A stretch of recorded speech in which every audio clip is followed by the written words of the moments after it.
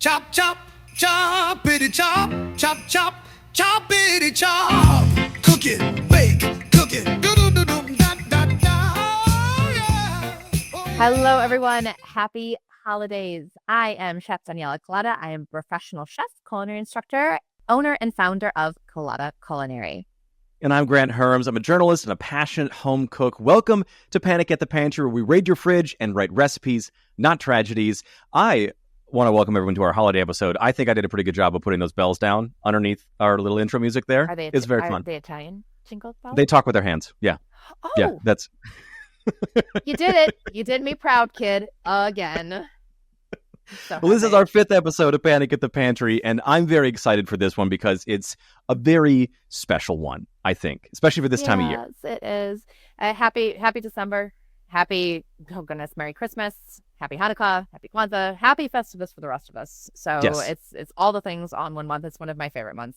I do love this month. I love everything about cooking, the food, our traditions specifically in our family, and it makes me very happy this month. There's something different about the food that I cook this time of year than, say, around Thanksgiving even, or even like in the spring when people celebrate Passover or Easter. This time of year is different for me. It's really nostalgic cooking. Deeply. And all the stuff that like I grew up with and stuff that I love. And even though I'm like, the upper Midwest is not exactly like a culinary hotbed for some of these things. So like it's the land of beige. I know. And so like even the stuff, all our food is the same color for some reason in Minnesota. It's the color of my sweater right now. And so I do still go back to those recipes, and I've tried to like improve them over the years. But there's one that I do every year, which is on Christmas Eve. I start making caramel rolls from scratch. So we have them in the morning.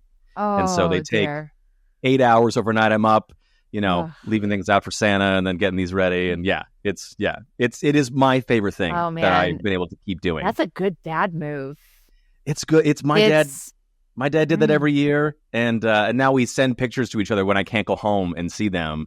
It's always like, how'd they come out this year? Are they good? They're good? Good. And like, we just send that back and forth. Oh my gosh. I love this. Well, we do Christmas Eve is our biggest celebration. It's La Festa de la Sette Pesci, the Feast of the Seven Fishes, which I need to save. Actually, I don't want to get too far into it because I want to save it for our guest. I have to bring her into the conversation. Because, let's do it now. Why not? Why not? Because she's kind of special. Yeah. Well, let's bring her in. You can introduce her because she's yours. All right, come on in. Hello. How are you? Who are you? Hi. So if you can't tell everyone. Let's see if people can guess, because it's like we either. Oh, you're definitely true. Sisters, or wait, what? It's true. We get this all the time. We just went through this last night. This is my sister, everyone. This is, I'd like to introduce Chef Adriana Kalota. And yes, this happened in the same family. We don't know who, what, we have no idea how. Definitely. And I like this episode because I'm going to get out of your way, I think, for most of this. Like, we're going to rate a chef's fridge today, which is very fun for me. But also, like, we got like our tip of the episode is going to be extra chefy, which is very fun. Like, I'm not going to have to do a whole lot. Also, between the two of you Italian sisters, I'm not really sure how many words I'm going to be able to get in edgewise, but there's that. You can talk with your hands. You can talk. Go ahead. Yeah, there you go. He'll be in the corner like the interpreter miming. Yeah. Perfect. Well, before we get into all of our family love here, we want to remind listeners on how we do this here at Panic at the Pantry. We take callers, normally, who aren't chefs, who want to answer the universal question, how am I going to make dinner tonight? Because all I've got is what I've got. And we do this in real time. So we're not using, Chef GPT here. There's no Googling. There's no cookbooks in front of us. Normally, family is not on another line here when we're doing these recipes, so it is in real time. When you say, we're like, our family's not on the other line. My family is on the other line. Literally today, we do. Here. But it all happens in real time. So we develop these recipes from what we just saw, and I think it's so much fun. It is. We have a great time. And we're just taking notes while we're here, everyone. Yeah. That is it. It's the power of creativity, the power of our minds and our joint experience, especially with my sister here with me today. And I also tell everyone, I want you to come back with practical tips. So the practical tips are going to be, hey, I didn't know that could be repurposed that way. Hey, I didn't know that actually is useful still.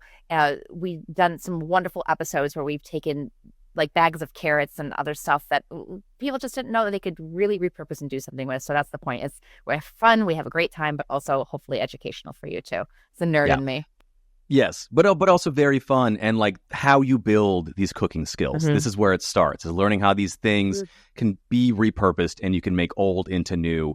And also kind of a fun little thing for the end of the year to think about turning old into new. Absolutely. Kind of I love that theme. Here. That's a sweet theme. Yeah. You're welcome. You're welcome. Okay, but before we get going, make sure that you're subscribed to the show, you're following it when whatever app you're watching or listening to this on. Leave a comment or a review. It really helps give us a boost here. And then you can find Panic at the Pantry on social media. Instagram, Facebook, TikTok is at Kalota Culinary, Kalota Culinary. And on YouTube, it is panic.at-the-pantry. But if you search both those things, you will find us right away. And if you want to be a caller, you got to DM us, because that's how we can find you. And we now want to get to Chef Kalota again, both Chefs Kalota here. Chef Kalotas. Take it away. So really what I wanted to do with Audrey today is the tip of the day. Or the tip of the episode, I should say. So we have this thing between the two of us, and I'm wearing my shirt, Stop Harming Pasta. We really feel pretty passionately about the fact that people do some pretty horrible things to pasta. And as Italians, it breaks our hearts in half. We mourn. It hurts, you guys. So remember, every single time you do something like rinse your pasta, real bad. Y'all are breaking our heart. You're breaking our souls in two, little by little. So we want to talk about two big things today where our Stop Harming Pasta theme comes in. Number one, stop rinsing pasta. And number two, stop overcooking pasta. So Audrey, I'm going to let you take over why you do not rinse your pasta. Okay, so the starches that are on pasta are essential for many reasons. First of all, they help any sauce that you are tossing your pasta with. It helps it stick to it better. So if you rinse away those starches, your sauce is basically just going to slip off your pasta instead of creating that nice velvety sauce that sticks to it. Chef Guy, I want to stop you real quick because I want to make sure that we're clear that this is about rinsing pasta after you've cooked it. I grew up in a house in which there was some debate about whether you should rinse your pasta beforehand, like you rinse rice. And I know that that's wrong. I know that's wrong because it's like pre-washing that starch off beforehand. But we mean after you're done, because a lot of people grew up taking whatever pasta they had, throwing it in a colander, putting it under cold water to, I'm assuming, rinse off the starch. They don't stick together was the idea. Yeah. That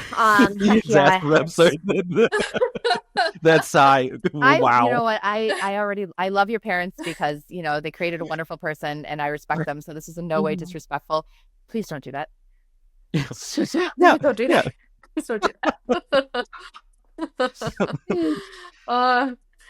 So basically the way that you get pasta to not stick together to that point is to stir it frequently while it's boiling, and it will not stick together, and also boil it in enough water, and then nothing should stick together, but don't rinse your pasta. So the second reason also is that that starch that seeps into the water is gold. We call it lacrime delle die de pasta. So it means the tears of the pasta. Oh my God. That is maybe the most Italian. We're not dramatic at all. That's the most Italian thing I think has been ever said on this podcast, and that's a lot. It would be if we said it with our hands too at the same time. We could right. just pile it on. She was trying not to. I could tell it was happening off camera. You can use your hands. It's fine. So that starchy pasta water is another element that helps you create a beautiful, smooth, velvety sauce as well. Always. So so that's why we want to not rinse it, save that pasta water. And also the other thing that we're going to talk about is overcooking. So overcooking, you've often heard the phrase, I'm sure, al dente. Al dente is Italian for to the tooth, which means literally you can chew it. We're not making baby food, people. We're making actual adult food for adult people that would like to chew it in a very adult way. So we do al dente, and make sure that you're following a lot of reputable directions that are on the box, quite frankly. Your really good pasta, even the big conglomerates like the Cecco, which is very near to our hometown, they have on there, cook, for example, 8 minutes till al dente. Follow it. It actually really is good. As Chef Adri said, continue stirring it. Stirring it is the only way that it makes it not stick. Everything else is just a myth. So stir it and stir it frequently. But also, Chef found out something very interesting the other day about the glycemic index, which I want her to talk about as well, when you overcook pasta. So when you overcook pasta, it actually creates a higher glycemic index, which spikes your blood sugar. So it's actually healthier for you to undercook or cook it properly. In our case, which is al dente, cook it under so that you basically don't get a spike in your blood sugar. So it is not only better texturally, but it's also better for your health. Interesting. Can I ask too, is there a way to save pasta before I overcook it? So like, let's say it's just past al dente, but I know that if I leave it in this water, it's gonna overcook. The carryover is gonna be a problem for me, and it's gonna get mushy. But I don't want to rinse it. I want to shock it in water. So like at that point, is it just worth spending the next 8 to 10 minutes just making a new batch of pasta? No. No. I mean, I wouldn't waste it. It's just it is what it is. But the worst thing you can do is rinse it. There's a very simple solution for this. If you ever get to the point where it's, oh my gosh, it's a little overcooked, you just need to eat it all the faster. Just get your ass in gear, put it in the sauce, and let's go. Let's do this thing. There you go. Problem solved. That I can do. Yeah, that I could definitely do. Yes. So the Feast of the Seven Fishes, which I'm not going to say the Italian name and embarrass myself further in this episode, but I don't remember that being a pasta heavy set of meals. I thought it was just sort of like, some branzino and a whole fish in front of you. Is it a big pasta dish, like a pasta meal? No, so it is actually 7 fishes. So we do pasta. Every family does something a little bit differently for this celebration, and it really definitely depends on where you're from in Italy, because as a lot of us know, Italian food is micro-regional, which means you just go a little bit 5 miles to the north, south, east, or west, and you're going to get something completely different. So depending on where you are in the coast, in the country, etc., it's going to be a little different. The 7 fishes, though, however, we interpret them in a different way, I guess, in our family, especially because we've been in America for a while, for a couple generations. So we do things like tuna pasta. That's one of, and that's Audrey and I, that's one of our favorite meals. And before we only ate it at Christmas, I will make myself tuna pasta. That's a good shelf stable panic at the pantry thing to make constantly. That pantry it's so good. Pasta. And what else do we make, Audrey? We make the calamari, the bacala. Yes, so our grandmother, this was her famous dish, was bacala, which is salted cod, and the salt preserves it. It's a very, very southern Italian dish, and it has to soak for many days so that it rehydrates and, gets rid of a lot of that excess salt, and then it's served with a red sauce, with a tomato sauce. Yeah. So we do have some pastas. I mean, sometimes, we'll make pasta with vongole, which is pasta with little clams. So basically any fish. A lot of times I'll do a poached octopus. She's an octopus the last couple of years. It is heavenly. And you did it with what were those big fava beans? Or those big butter beans? Isn't that what you put the fat on? It was so good.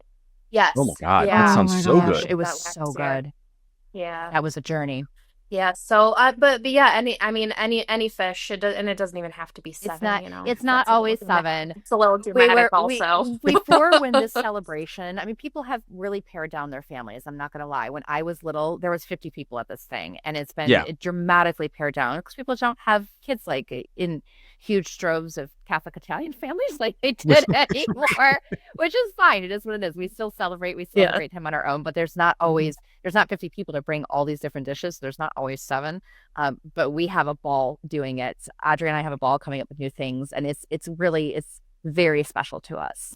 Yeah, there's a couple staples that always stay the same. Like our mom makes calamari Every year. also every year, but besides that, we change it But up I like too. the idea of like a tradition that sort of evolves and changes a little bit, but the heart of it is still this Exactly. tradition. It's Yeah, it's about absolutely. the idea of this thing and all of you coming together for this thing. It's really beautiful, actually. And it's my favorite part of the food of this time of year, no matter, what your family is like. Because the one I'm thinking of for us is this like chicken hot dish that my grandma used to make. Oh, That what's was like a that? personal.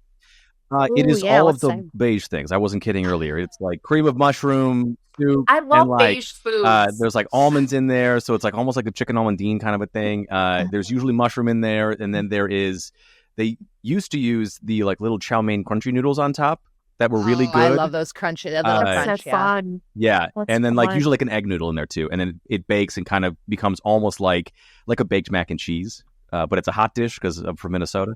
It's because that's all of our winter food. But like it is so there's so much like rich flavor in it, and it brings me right back to being a kid. And we also had big families on both sides of my parents' families, and so it just brings me back to the idea of all these, cousins running around and aunts and uncles everywhere, and us kind of celebrating. And so it is fun, and I'll make a smaller version of that now because it's just my wife and I. But and that's evolving and changing in this tradition. But it does remind me of how special these things are. It is, and it's special to hold on to it. It's just Little because we learned something. So there's no kiddos in the family, and it's okay because it's just us or just me sometimes. I still hold on to those traditions because they make me happy. So I will sit there at my counter and make the with my phthalo iron all by my bad self with my puppy here. Like I don't care. It makes me happy. So I say hold on to your traditions. Do what makes you happy. You don't need a million people around you all the time. Yeah, I am coming to get some of those. By the way, we're going to do a little cookie exchange because I've got a patented triple ginger cookie that I make. And I make a spicy hot chocolate cookie. He's going to blow me out of the water with the cookies. I already know this because that's not Pizzelle, my I love forte. Pizzelle. Like, yeah, hey. but still, I can feel it. You and your caramel sounds swirl amazing. nonsense. I'll take some of that too on Christmas Eve. I dabble in those things. You're right. All right. Before we check out your fridge, Audrey, we're going to take a quick break. And again, like I'm just going to sit back as much as I did here and let you guys go through this. But let's head to a break here. Tired of the same old when you go out on a date or out with your partner, your friends, your family? Try something different.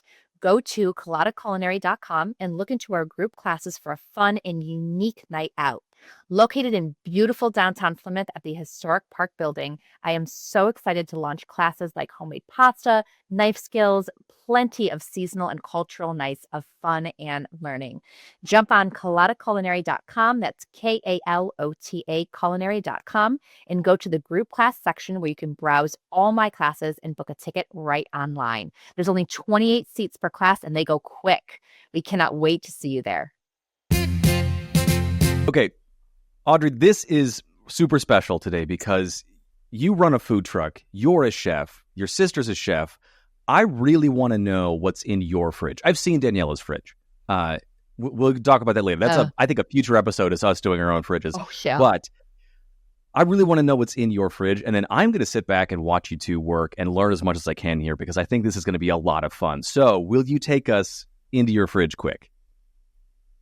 I will. I have to warn you, it's really not as exciting as you think. It's actually kind of sad right now. We talked about this. We get this every single time, and it's sad. never sad. And I cannot wait until the day comes that someone opens up their fridge and it really is sad because I'm going to have a field day with it. Yeah. So the reason I say it's sad is because there's not so much stocked in the actual fridge itself. My pantry is always stocked. I always have a lot of staples, a lot of dried things, a lot of frozen things that can always be pulled. But we are so busy right now, and by the time we get to Sunday, we're pretty cleaned out. So the actual fridge itself. So I have to take a moment. This is a shameless plug, but I don't really care because it's my sister. So she's so busy because she has launched her business with her husband. Again, I talked about her food truck. It is so incredible. Check them out. We'll put all the information in the episode as well. But they're building something truly special. So you're forgiven for your nothing as stocked as she still makes me proud. even though she's not stocked. Absolutely. It's also all the stuff is delicious too. Although probably no pizza coming out of your fridge today, I'm assuming. You might be kind of No, not today. Not today. We do enough of that on the truck. That's for sure. Yeah, they do. All right, open it. Let's see it. Let's do it. Okay, so here we are inside. She sounds exasperated already. What the heck? You haven't even started yet. Drama llama. It's just I know. It's just a little sad. But anyways, okay. So no, we're gonna find some solutions here. So because I also do not want to go to the store today. So we're gonna do this together. So I have here this is some leftover soup. I have some leftover cannellini beans that I would like to use up today because those are on their way out. I have some more leftovers, some chili that our wonderful mother made. In the back here, I have a roasted celery root. Okay. I love it. It's so delicious. Okay. It's so good in salad. Something you don't hear every day. I know, but it's so good. Very chefy. Yeah. On our top shelf, I have some beef tallow here that I like to cook with sometimes. I have some feta cheese. I have a little bit of some pita in this drawer and sliced white bread that my husband loves for grilled cheese. This is my sad cheese drawer. You're sad. I basically because it... I have some ends of the parmigiano that are almost on their way out. I have a little bit of this is some nice aged cheddar that is still good. I also have a little bit of sliced cheese. This is Munster, and a little bit of mascarpone that I don't know if it's still good. We would have to check that out. Down here, I have a ton of condiments, and that is actually a very chef thing. Chefs are obsessed with condiments. So I have condiments everywhere. So I have every kind of pickle you can imagine. I have hot whole peppers. I have regular pickled peppers here. I have sliced pickled peppers. I have homemade giardiniera that my husband made. I have some more pepperoncini back there. I have pickled turnips. I have and I do have some preserved lemons back there that I made also. I have some yogurt, a couple juices, and then so much more condiments. Okay, what are the condiments? Walk me through what are the chef condiments that we've got? She's gonna make our mother die because my mom hates condiments. We call her a condiment phobe. So when she listens to us, she's gonna freak. I can hear her now. No, I love them. I just feel like just add some spice to everything. So I have we eat a lot of lebne in this house. My husband is Lebanese, and that's a very very popular spread. We make sandwiches with it, dips, all kinds of stuff. I love this mango sauce, this like spicy sour mango sauce that is an Indian condiment. I have more hot pepper paste everywhere. This is all different forms of hot pepper paste, and some jam in here also. I have mayo. I have anchovies in oil that we use a ton of. This ketchup is probably expired. That is the one condiment we do not eat. I literally keep it here for guests, and that's about it. And she makes fun of me when I want ketchup with things. It's fine. I respect over you. Here. It's just not my thing. And then I'm with you, Audrey. Ketchup, I'm not even sure. Right. No ketchup for you? For me. No. Yeah. No. The only one. Oh my gosh, you weirdos. And then over here I have fish sauce. I'm obsessed with fish sauce. I have Dijon, which I do love Dijon, especially for dressings. More anchovies. And then a couple more hot sauces down here. So we got all that in here, and then I have my veggie drawer. And we do have some pretty good things in here. Everything is usable in here. I love arugula, so I have this container of baby arugula. I have cucumbers, tomatoes. I got lots of apples here because we're entering apple season. I have a couple lemons, radishes. I have this rest of this radicchio that I would also love to use today in some way, because that is, probably has another day or two. And then I have carrots and celery as well in here. Yeah. Yeah. Okay, I have a question. 2 questions actually. Do you have I do. onions? Little onion And potato go back to situation over there. go back to the bread for a second. You said you had pita and white bread. How much white bread do you have, and is it sliced? And how white are we talking? Are we talking about Caucasian white, or are we talking about like Italian little kind of? How white are we talking here? It is. I'm Absolutely 100% Caucasian white, because that is what my husband prefers. I did not buy it. I mean, for a grilled cheese. I am. For a grilled cheese. Moody under the I'm bus. on He the loves side it on for that one. grilled cheese. He does. He loves it for grilled cheese. Okay, and I do too. And this is where my head that. So how much do you have? Half a loaf, you have a whole and loaf? it is Pepperidge Farm butter bread. It's sliced. And is it sliced? Yeah. So it's sliced. Yep.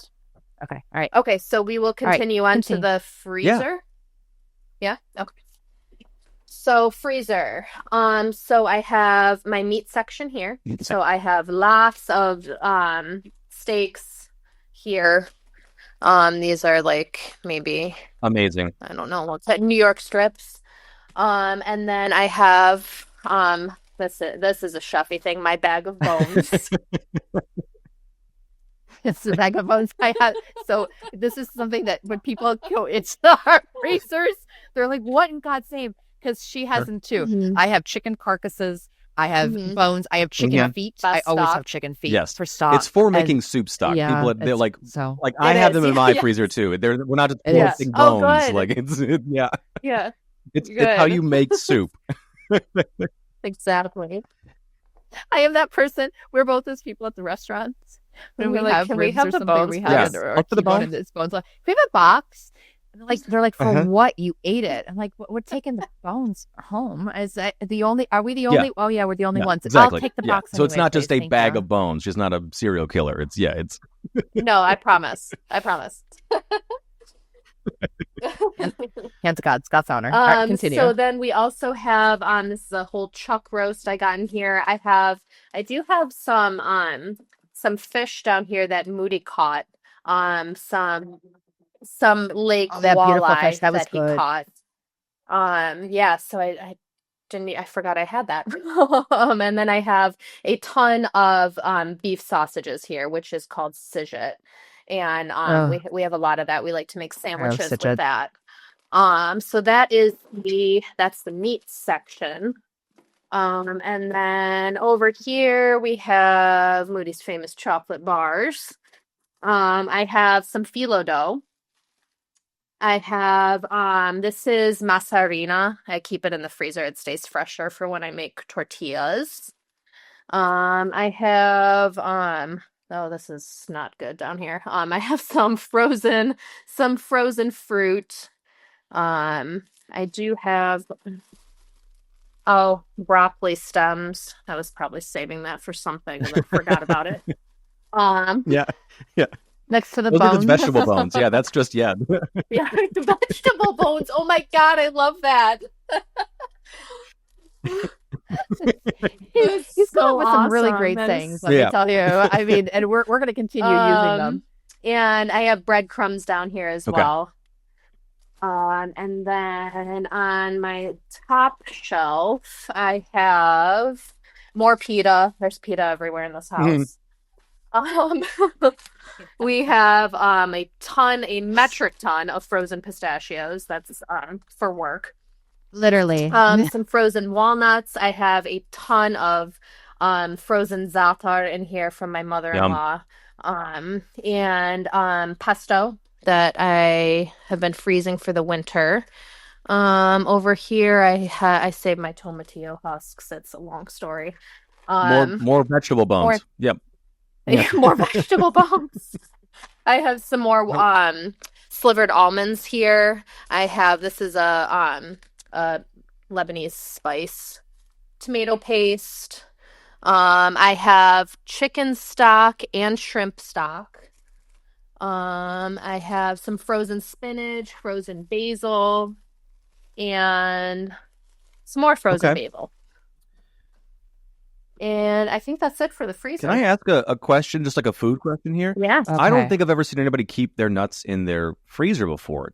Does that help keep the flavor? Because I'm always worried about putting certain things in the freezer, especially things that have a lot of fat in them. And even though the fat is different in the nut than it is in like, a meat or something, does that change how the flavor works? It does. It's not great for the natural oils, but at the same time, I'm not going to use enough of it at once, and I don't want them to go bad. So I let them like those almonds I've been using for my pesto. So I let them come back to room temp, completely before I use them in something. But yeah, I mean, it's best to not freeze them. No, I just noticed when I was asking. Yeah, but it does keep them fresh. Yeah.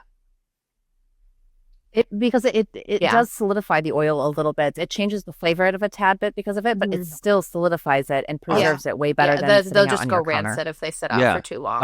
I had a bag of pistachios that did that to me a little while ago, and like they were in the back, and I hadn't used them in a bit, and like I realized that they went rancid, and I didn't know how to stop that from happening because we just don't eat them as often as I'd like. Can I toast them up after I freeze them? Will that add something to it if I want to save some of that flavor? Yeah, so once they come back to room temp, then yeah, you can toast them in the oven or on the stove top. That always brings out a nice flavor in them, definitely. Okay, cool. That was my own curiosity because I'd never seen that before. But like, hey, we're all learning here. That's what this show's for. Okay, I have a couple. So the only thing I didn't do is the pantry. Do you want to do the pantry? Yeah. Okay, because that's where I keep the good stuff. I haven't. That is, she laughs. It's like an evil laugh. That was the laugh. That's where I keep my good stuff. That was the laugh of a child who got caught doing something they shouldn't be doing. That's what that just was. Oh my God. It really was. Okay, this is all of my spices. It's amazing. For those of you listening, it I love it. Came out like with a little thing that like happened. Yeah. It's a lot. It did. It's so full of spices. We actually have this thing with each other all the time because I'm very anal retentive and very type A about things, and so is my sister. The one thing that looks like it's just I don't know, the United Nations of spices, it looks like. I mean, just a whole drawer that is just a mishmash of everything that you could possibly think of. I know. Yeah, you're going to have to come over and organize it because I have zero interest in doing that. I know too. Okay. No, anyway, I'm not. You don't need to go through all as you can see, 5,000 spices. Whatever spice you want to use, I have it. Okay. She has about 6,000 spices. And then below it, we're looking at 6,800 spices. There is some method to the madness. Okay, here I have like peanut butters and that kind of thing, along with honey, vinegars, soy sauces, some more hot sauces. That kind of thing is more in this area. So if we need anything from there, tahini, which we 7,000 use all spices. the time. And then down here I have some like flour. I have farro, polenta, quinoa, more polenta, like flour, sugar, salt, a little bit of pastas here, but most of the pasta is in the basement if we need pasta for something. And down here I have this is my favorite thing ever. This is the jar of olives my mother-in-law gave me that is the size of a small child. Oh my God. I love this. You have to tell the story though, Adri, about how she said, "Do you want olives?" She always tells me, "Let me know when you're out, and I'll jar you some more." And so I told her I was out, and she's just, Italian mothers, Lebanese mothers are just like, they just overgive in the best way. And so when you ask for something, they have to give you 10 times what you actually need. And she literally gave me, it's the size of a child. It's so big. And gifted our family.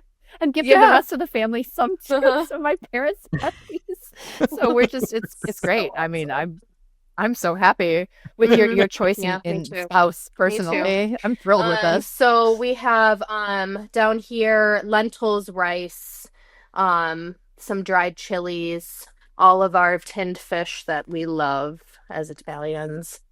So that kind of thing, Yes. grains, God, love it. and that kind of thing down here. Okay. And yeah, and then I have some, like I said, mostly pastas in the basement. Okay. And some dried beans. Yep. Okay. I All right. I had initial thoughts, but I want to know where your heads are at, because my initial thought was something more like a pho, but with lentils, because you've got that fish sauce, you've got the mango in there. You could shave some of that steak you've got and make that much more of like almost like a Vietnamese curry-ish kind of a steak and beef in that way, and then make that with. Oh my God, this is so fun. Oh. I know he went in a totally different I don't know, direction. but like where, this that's was it's totally one idea, different. but like where are your heads I love at? that. Okay, you go first, Daniela. Or do you want me to go first? Okay, so no, I have this. I do have to get it out. So you gave me the idea when you were saying that it's for Moody's grilled cheese. So I was thinking of a really gourmet stacked grilled cheese. So when I say stacked, the beans. What beans did you say you wanted to use in there? What were they again? Is it Canis thing? Cannellini beans. So I was thinking, do your cannellini beans, put it in a food processor, and make a cannellini spread. So put in whatever you want. Put in some the hot pepper paste. Put in some oil. Put in some garlic. Even put in a little lemon in there if you want to. Blend it all, make into a spread. Right. So you have your spread.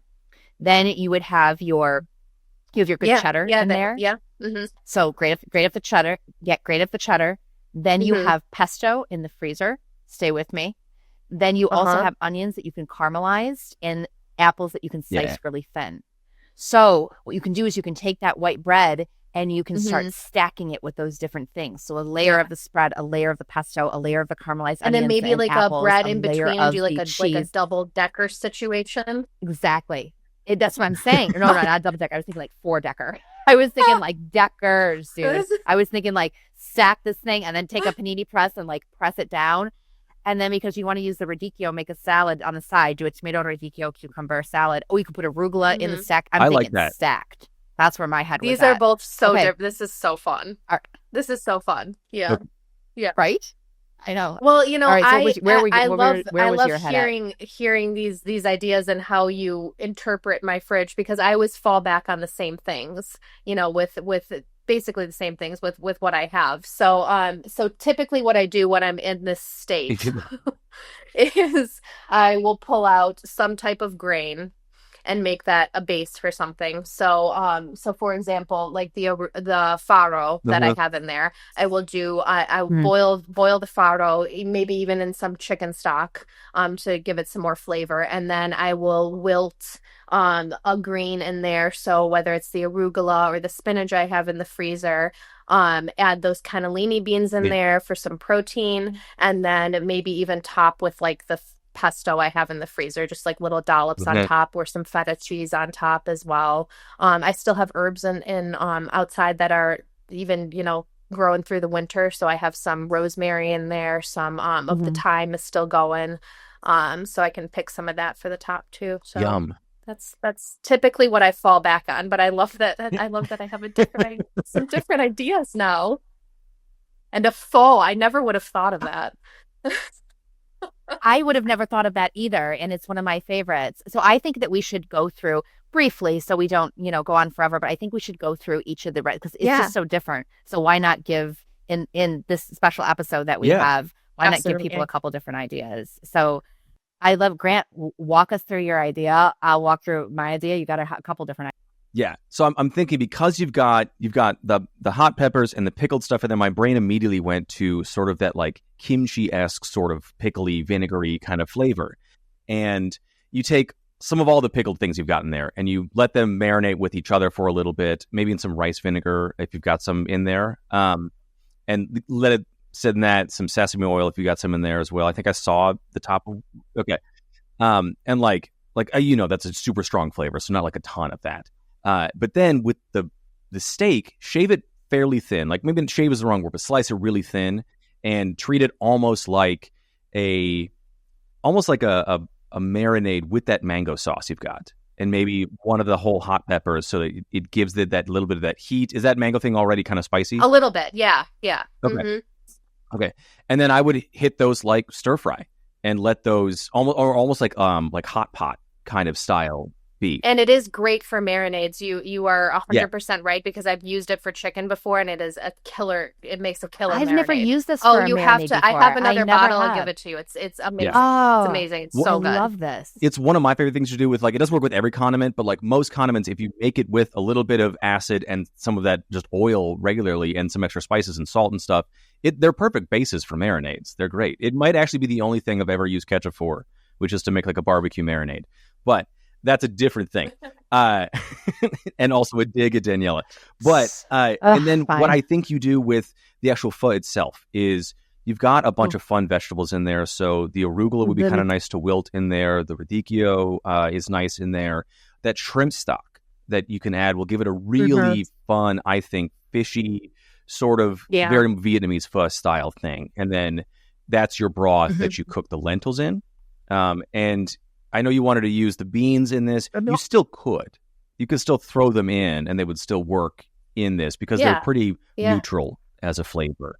But you add things, you add a little ginger in there. You add a little bit of, some of the other curry spices you've got in there that I think I saw on that top row, and really make this thing a fully flavorful kind of pho situation that you can do. Because pho to me is also one of these things that is a lot like your bowl that you get from a place or that you make when it's like, there's just so much you can do with all those flavors.